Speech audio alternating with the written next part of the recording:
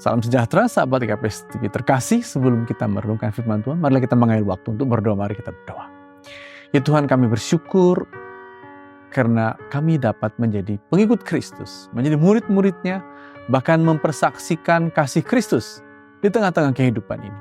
Kami bersyukur atas semua itu. Bukalah hati kami untuk merenungkan firman-Mu. Amin. Saudara, akan menjadi firman Tuhan untuk kita pada hari ini ialah dari Markus 9 ayat 43. Demikian tertulis. Dan jika tanganmu menyesatkan engkau, penggallah. Karena lebih baik engkau masuk ke dalam hidup dengan tangan kudung daripada dengan utuh kedua tanganmu dibuang ke dalam neraka, ke dalam api yang tak terpadamkan. Sungguh keras perkataan itu, saudara-saudara.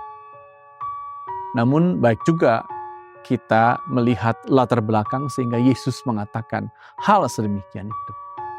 Latarnya, saudara-saudara, ialah ketika Yohanes dan Yesus dan murid-murid sudah tiba di Kapernaum, lalu Yohanes bercerita, dia mengatakan begini, Tuhan, ada orang yang mengusir setan atas namamu, tapi aku mencegahnya karena dia bukan orang kita. Dia bukan termasuk dalam kelompok kita. Tapi Yesus malah menegur, bukan begitu Yohanes.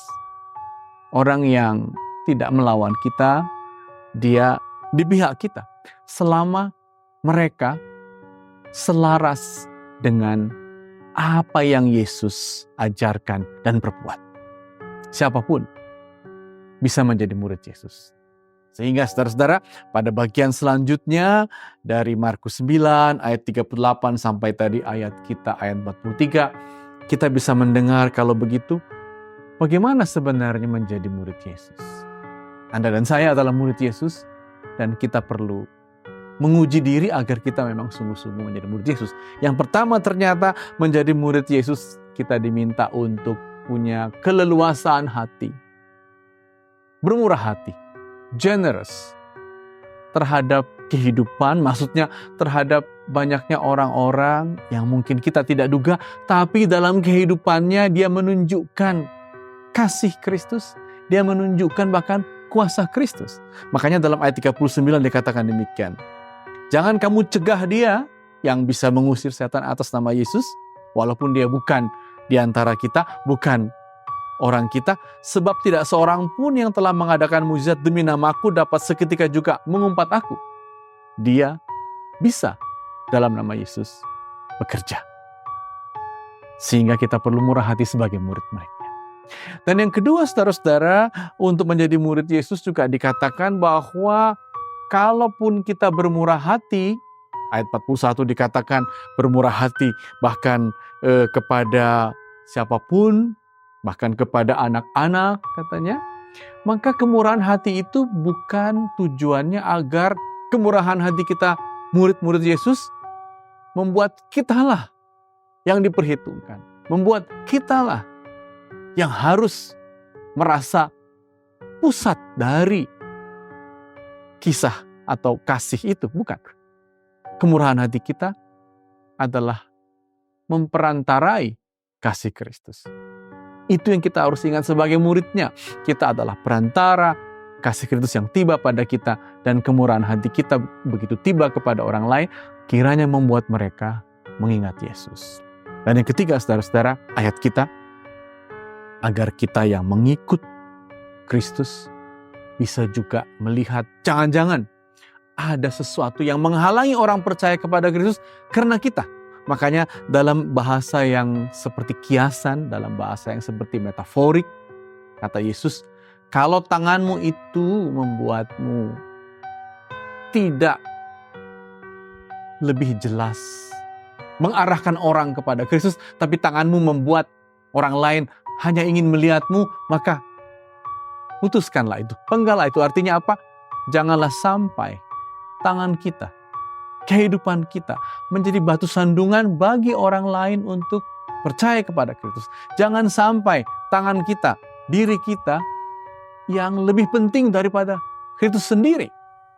Karena itu kita diminta untuk menguji diri, agar jangan muncul halangan-halangan kepada Kristus justru yang datang dari kita sebagai murid-muridnya. Jadi saudara-saudara, kita yang telah diberi kasih Kristus, kita menjadi pengikutnya, dengan murah hatilah banyak orang yang mengerjakan pekerjaan Kristus. Bersukacitalah karena itu. Yang kedua, kalaupun kita diberi berkat untuk bermurah hati, ingatlah bahwa itu karena Kristus, bukan karena kita. Dan yang ketiga, ujilah dirimu, jangan sampai ada halangan-halangan yang membuatmu justru menghalangi iman orang kepada Kristus. Penggallah itu, artinya bersihkanlah itu, perbaikilah itu, agar melalui kita orang terarah pada Kristus. Amin, mari kita berdoa. Ya Tuhan, kami bersyukur bahwa kami dapat menjadi pengikut Kristus. Dan biarlah kalau orang melihat kami, mereka melihat Kristus. Kalau orang menerima kebaikan kami, mereka menerima kebaikan Kristus. Inilah doa kami, demi Kristus kami berdoa. Amin.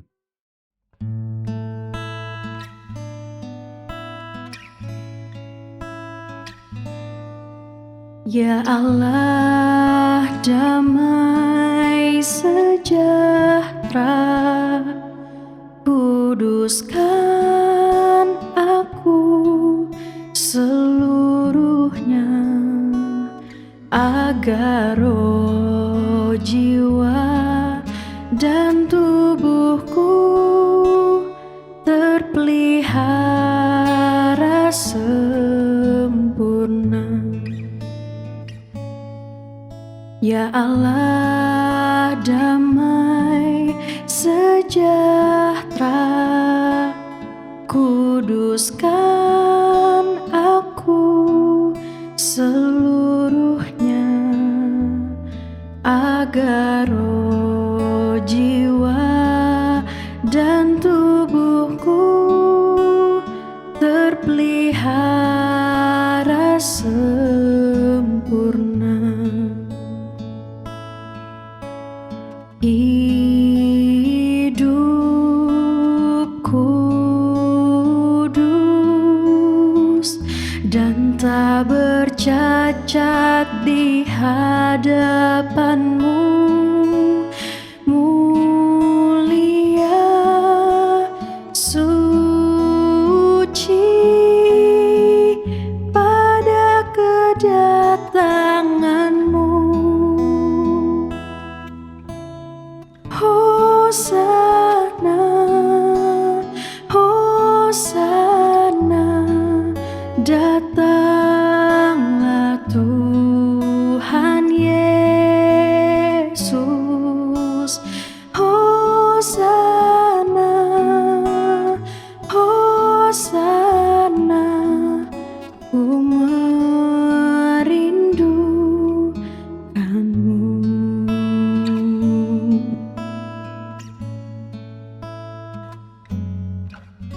Ya Allah, damai sejahtera, kuduskan aku seluruhnya, agar roh, jiwa, dan tubuhku terpelihara sempurna.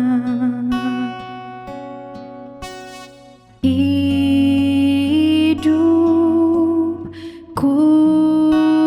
kudus dan tak bercacat di hadapan-Mu, mulia, suci pada kedatangan-Mu. Hosana, Hosana, datanglah Tuhan Yesus.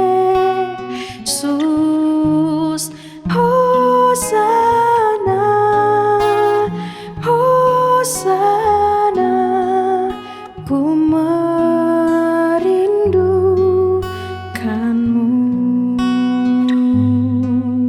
Ku merindukanmu. Ku merindukanmu.